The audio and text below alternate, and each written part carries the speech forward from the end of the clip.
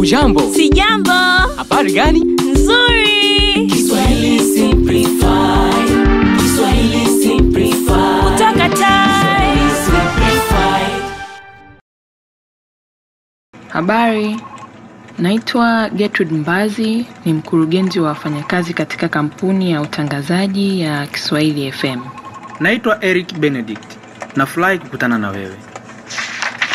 Kwa mujibu wa wasifu wako hapa, unasema una uzoefu wa muda mrefu katika uhandisi wa sauti.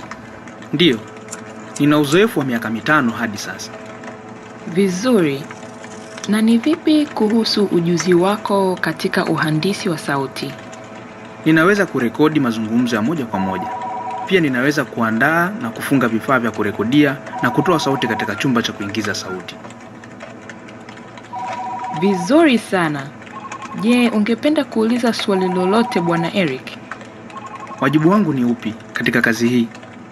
Tunatafuta mhandisi wa sauti atakaye kuwa anatufungia vyombo vya sauti na kurekodi sauti katika chumba chetu cha sauti. Je, una uzoefu katika upande huo? Ndiyo. Nilishafanya katika kampuni 2 za utangazaji. Vyema. Pia ningependa kujua muda gani wa kuingia na kutoka kazini?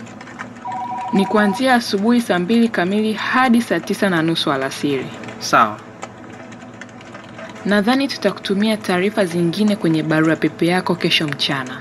Asante.